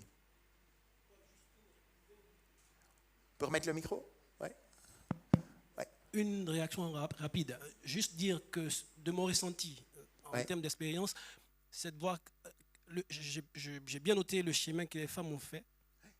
Malheureusement, dans le même temps, les hommes ont fait le chemin. Et évidemment, si les hommes s'étaient arrêtés au même niveau que les femmes, tout irait très bien. Mais de plus en plus, on voit les hommes se féminiser davantage et les femmes se masculiniser davantage. Et il y a une sorte de chassé-croisé, de loupé. Et le drame, pour rire un peu, le nombre de dossiers que j'ai d'hommes qui se plaignent d'être victimes d'infidélité, mais c'est incroyable. Il y a 10 ans, j'avais le contraire. Voilà, donc je dis, donc peut-être que les hommes devraient mieux se connaître, et c'est le but d'une conférence comme celle-ci, et les femmes mieux se connaître, et finalement réaliser que la relation à deux est très difficile, et que si cet effort n'est pas fait, on va se rater. C'est-à-dire que les hommes seront des femmes et les femmes des hommes. Et le cycle, je veux dire, vicieux continuera de tourner. Voilà. Donc, il faut sortir de ce cercle vicieux, aller vers un cercle vertueux qui est de mieux se connaître chacun, comme vous nous aidez à le faire. Merci encore merci à toi pour cette aide. Merci. On a une deuxième question de ce côté. Bonsoir. Merci tout d'abord, j'ai trouvé que c'était passionnant. Moi, je voulais vous poser une question par rapport à tous ces courants qu'on voit naître un peu partout sur le développement personnel et la recherche du soi. C'est-à-dire qu'aujourd'hui, on encourage beaucoup les gens à aller se découvrir. Alors les femmes à se connecter à leur masculin, les hommes à leur féminin. Et finalement, je me demande si ce n'est pas un frein finalement au couple. Parce que finalement, on encourage les gens à se rendre compte qu'ils peuvent un peu tout faire par eux-mêmes. Et d'ailleurs, on entend souvent que finalement, il est important d'être complet par soi-même et que le couple, c'est la cerise sur le gâteau. Alors, je trouve rien de plus bête personnellement. Je ne comprends pas pourquoi on ne va pas vers la recherche de soi, mais à deux, en fait. Et donc, j'ai l'impression qu'avec tous ces courants qu'on voit sortir, on est un peu en train de se perdre et qu'on est plutôt sur, finalement, faire deux en étant tout seul. Et je voulais un peu avoir votre avis sur tout ce qu'on voit en ce moment. En fait, la recherche d'être bien avec soi, juste 2 minutes, je vais prendre ici. C'est que, tiens, oui. J'imagine l'estime de soi et ça va répondre à des questions. En fait, deux choses. C'est qu'au début d'une relation, on a l'impression qu'on est avec l'autre, que l'autre va nous donner tout l'amour dont on a besoin. Justement, on est deux et tout ça, c'est génial. On peut vivre sur une île déserte. C'est fabuleux. Il est là, elle est là. Le monde peut s'écrouler. On est là tous les deux. On se suffit à nous-mêmes à deux. C'est le début de la relation, la passion et tout. C'est génial. Vous vous souvenez, il y a quelque temps, hein? En fait, si on imagine que notre besoin d'amour est un réservoir à remplir, le réservoir est plein et déborde, c'est fabuleux. On a le sentiment vraiment que c'est l'autre qui nous apporte tout ça. Et le réservoir est plein. Il déborde, c'est fabuleux. Et puis à un moment donné, il va y avoir des petits trucs dont on a parlé. Vous voyez, une petite remarque qui est prise, qui n'est pas tout à fait la bonne, etc. Et on peut, effectivement, le réservoir peut se vider un peu. Et là, alors effectivement, on peut se dire, mais tiens, on va essayer de travailler s'il y a des choses à faire. Hein, et on en a vu tout à l'heure, justement, recréer ce cercle vertueux, etc., pour remplir ce réservoir. Mais quand ce réservoir descend un peu, ça peut aussi être un signal pour se rendre compte que ce réservoir-là, c'est un réservoir et ce n'est pas le seul. Et qu'à partir de ce réservoir que j'appelle réservoir d'amour d'un partenaire de vie, d'un conjoint, il y a d'autres réservoirs, et il y a notamment le réservoir de l'amour ou de l'estime de soi. Alors, ce réservoir-là n'a pas toujours très bonne presse dans la société parce qu'on le confond souvent à de l'orgueil ou à de l'égoïsme. S'aimer soi-même, ça voudrait dire se croire supérieur aux autres, ou s'aimer soi-même, ça voudrait dire je prends tout pour moi et je m'en fous des autres. En fait, le véritable amour de soi, c'est pas ça du tout. Pour moi, s'aimer soi-même, c'est simplement être capable de s'accepter tel que l'on est. S'accepter dans nos grandeurs et dans nos limites. Mais beaucoup de gens refusent de s'aimer, ne s'aiment pas ou ne s'acceptent pas. Pourquoi ? Parce qu'ils se disent « je m'aimerai quand j'aurai gagné $1 million, je m'aimerai quand j'aurai trouvé l'homme ou la femme idéale, je m'aimerai quand il y aura ça ou ça. Mais maintenant, on me regarde comme je suis, je ne peux pas m'aimer. » Et en fait, ce manque d'amour de soi est traduit par notre petite voix toxique à l'intérieur de nous qui n'arrête pas de nous critiquer, de nous saboter à longueur de journée. Vous voyez, quand on fait quelque chose, alors cette petite voix-là, on n'en est pas toujours conscient, mais il y a un petit test très simple qu'on peut faire pour savoir où on en est là-dedans. Tout à l'heure, quand vous rentrez chez vous, allez devant votre salle de bain, vous vous mettez devant le miroir, vous vous regardez vraiment quelques secondes, et puis vous prononcez votre prénom à haute voix et vous dites « je t'aime ». Écoutez la petite voix qui va se mettre en route. T'as vu ta gueule et tout ça, et moi je te connais, hein, tu vas pas... Pour qui tu te prends, reste à ta place, et ça va. Donc, vous savez, moi, c'est cette petite voix-là qui va avoir un petit truc. Et en fait, l'idée ici, c'est que ce réservoir, avec notre petite voix toxique, en fait, c'est comme s'il y avait des trous dans le fond du réservoir et ça n'arrête pas de couler. Et comme on a besoin de remplir le réservoir, normalement ce réservoir se remplit de la manière tout naturellement grâce à la source intérieure de créativité et de confiance dans la vie avec laquelle on vient au monde. Il suffit d'observer un bébé à la naissance, il ne doute de rien, il ne pense aucun mal de lui, il n'imagine pas qu'il va être privé de biberon s'il n'est pas sage ou qu'il ne parviendra jamais à marcher. Hein. C'est juste une petite boule d'amour, son réservoir est plein à craquer. Et malheureusement, tous les dénigrements et toutes les épreuves qu'on subit depuis qu'on est tout petit finissent en fait par casser notre confiance et par étouffer notre créativité. En fait, c'est comme si notre source intérieure est en train de se boucher. Et quand elle ne coule plus, on ne peut plus remplir le réservoir de l'intérieur et donc on est obligé de le remplir par l'extérieur. En se mettant à quémander par tous les moyens possibles l'amour ou l'admiration d'autrui. Regarde la belle bagnole que j'ai, regarde ce que je fais, regarde ma femme, regarde mon mari, etc. Aime-moi, aime-moi, aime-moi. Et le problème quand on fait ça, c'est qu'effectivement ça soulage un moment, mais ça ne dure qu'un temps. Parce qu'avec les trous du réservoir, le réservoir, ça n'arrête pas de couler. D'accord ? Et donc le problème, c'est pour ça qu'ici les deux sont complètement liés, c'est que si quelqu'un a un réservoir vide ici, il va demander à son conjoint constamment de le remplir pour lui. Et c'est là où c'est impossible. Le conjoint ne peut pas remplir le réservoir d'estime de soi du partenaire. Ou c'est là où tu dois quand même être seul dans la relation. Mais le réservoir d'estime de soi tout seul, ce n'est pas le réservoir conjoint. La cerise sur le gâteau, c'est d'avoir un partenaire, d'avoir une relation chouette avec un conjoint. Mais pour ça, si tu es bien avec toi-même, si tu remplis toi-même ton réservoir de l'intérieur, ben, tu as de l'amour à donner. En fait, on ne peut pas donner ce qu'on ne possède pas.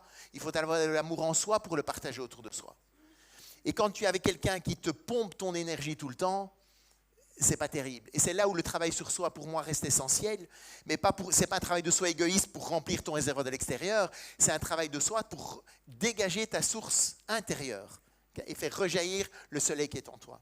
Tu vois, on dit d'ailleurs d'une personne bien dans sa peau qu'elle rayonne, parce que comme le soleil, on ressent bien que la chaleur humaine qu'elle dégage provient de sa source intérieure. Elle n'a pas été la puiser ailleurs. Oui. Et c'est ça qui nous donne envie de nous rapprocher de cette personne et qui nous procure le plaisir de la côtoyer. Je ne sais pas si ça répond un petit peu, tu vois un peu l'idée? Oui. Mais ce n'est pas le même amour, tu vois, c'est deux amours différents, l'amour de soi et du conjoint. Il y en a plusieurs d'ailleurs. Est-ce qu'il y aurait Encore une d'autres questions? Il y en a là. Il y a une Ouais. dame. Ah, il y en a beaucoup, on va en prendre Encore deux. Ouais. 2 ou 3 encore. Ouais, C'est bon? c'est pour vous, hein, si vous êtes... Il faut laisser le meilleur pour demain aussi. Oui, il y en a encore, oui. Merci beaucoup. Et déjà vous dire merci parce qu'il y a un peu plus de 10 ans que j'ai pu voir une de vos conférences avec mon épouse. On n'était pas encore mariés. Et je pense que si on célèbre 10 ans de mariage, il y a un peu de ça dedans. Ça participe un peu. Chouette, merci. Il y a un peu de ça dedans. T'as ton poisson, ça va, oui? Non, tu reçois facilement ton poisson, tu descends la vague, tu surfes? Tranquille, tranquille.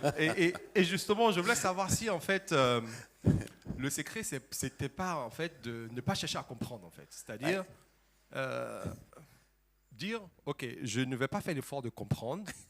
Je vais justement, comme vous l'avez dit, m'adapter à chaque fois. Mais dernièrement, je ne suis pas tout le temps là parce qu'on vit une relation à distance depuis 10 ans. Et quand j'arrive... c'est pour ça. Non, mais parfois c'est plus challengeant en fait. Parce que lorsqu'on arrive, on a envie de donner le maximum. Donc par exemple, je dis, bon, ok, comme tu gères les enfants tout le temps, repose-toi, je vais m'occuper des filles, etc. etc. Non, mais elle est tout le temps là. Et elle veut participer à toutes les activités également. Je dis non, mais repose-toi tout le temps, tu gères et tout, mais laisse-moi faire, etc. Et puis après, non, je suis fatigué. Je dis bon, en même temps, je t'ai dit repose-toi, etc. Mais j'ai compris en fait que c'était le moment, créer le maximum de souvenirs, le maximum de moments. Et après, quand j'ai fait mon test de personnalité MBTI, ça m'a été comme une révélation personnelle. Quand j'ai essayé de revoir la relation du couple au trait de ma propre personnalité, j'ai compris beaucoup de biais que j'avais moi-même. Et ensuite, je lui ai demandé de faire son test également. Et on a vu la conférence, on a lu le livre N fois, ça nous a permis de comprendre un certain nombre de choses. Et justement, les espaces de grotte sont respectés, etc. Et franchement, du coup, ça apaise énormément de choses. Et ça ne veut pas dire que vous n'avez pas de disputes, mais vous avez des disputes, je dirais, constructives. Vous avez des disputes constructives et ce n'est pas des éclats de voix comme on a l'habitude d'entendre chez les voisins. Et on a l'impression que vous ne vous disputez jamais. Non, vous êtes à distance, c'est compliqué. Oui. Et puis à un moment donné, quand ça part dans tous les sens, on dit bon, peut-être qu'on devrait regarder encore la fameuse conférence pour se donner un coup de booster, pour vous dire tout le bien que vous faites. Et pas que le dernier quart d'heure de la vidéo. Tu dois regarder avant aussi. D'accord? Non. Eh ben, on ne sait pas si Corinne est là ce soir, mais... Dernier quart d'heure, je parle de la relation sexuelle, juste pour vous dire. C'est ça. Merci encore. Merci à toi. Merci. Alors, on a une dame là-bas. Et ce sera l'avant-dernière question. Ou peut-être la dernière. Bonsoir. Oui, bonsoir. Excuse-moi, Oui. Bonsoir. Donc, je suis Yasmine Touré et je suis donc fondatrice de Bidembaya, qui du coup propose des solutions aux familles pour l'épanouissement justement des familles et des parents.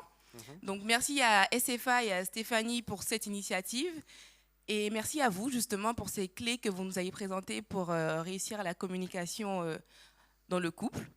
Et justement, je voulais poser une question pour savoir votre avis. Est-ce que ces clés sont plus faciles à appliquer pour certaines personnes parce que justement, historiquement, elles ont eu une famille ou des valeurs dans leur éducation ou par rapport justement au contexte dans lequel elles ont évolué et elles sont plus en fait aptes à pouvoir l'appliquer de façon plus naturelle par rapport à d'autres qui ont peut-être eu une enfance plus compliquée ou qui justement traînent un passé assez lourd. Et quels sont justement les freins, les limites pour réussir à avoir une relation et une communication saine avec son conjoint? Et je t'en parlais tout à l'heure, le vrai frein, c'est la relation à soi. Tu vois, en fait, la manière dont on se comporte avec les autres est souvent le reflet de la relation qu'on a avec soi. Quand quelqu'un est désagréable avec vous, en fait, c'est parce qu'il est désagréable avec lui. Et donc, quelqu'un qui est violent, en fait, il est violent envers lui-même avant tout. Et donc, il faut déjà changer ça, tu vois, c'est ça qui va lui permettre d'avoir une relation plus épanouie si lui est déjà plus en accord avec lui-même ou elle. Alors effectivement, on n'est pas du tout égaux là-dessus, ça je suis d'accord, par rapport aux blessures qu'on peut avoir, à l'amour qu'on a reçu ou pas reçu, etc. Et en même temps, il y a la résilience et on a tous cette capacité, si on en prend conscience, de grandir là-dessus, de boucher les trous de son réservoir petit à petit et tout. Et moi je pense, mais malgré tout, tu vois, même si jamais personne, pour la vague, pour l'exemple de la vague, si on ne me l'avait jamais expliqué, moi j'aurais jamais pu le comprendre. Même avec tout l'amour que j'ai pu recevoir ou quoi, il y a des clés de compréhension pour moi qui sont essentielles à avoir parce qu'on n'en parle jamais. La grotte, tu vois, moi je pense que mes enfants ont beaucoup de chance d'avoir grandi dans cette idée de compréhension. Tu vois, et les enfants, parfois, ou même mon fils, tu vois, avec les enfants, c'est important de comprendre ces clés-là aussi. Tu vois, autant mes filles, quand elles rentraient de l'école, tiens, comment ça va oh oui, je demandais comment ça s'est passé l'école. Ben oui, tu te rends compte, il y a eu ça et ça et ça, et mon prof, et mon ci, et mon là, nanana. Elle descend sa vague, oui, je comprends. Mon fils, comment ça s'est passé? Bien. Oui, mais raconte. Rien. Oui. Oui, enfin, on retrouve aussi ces fonctionnements-là.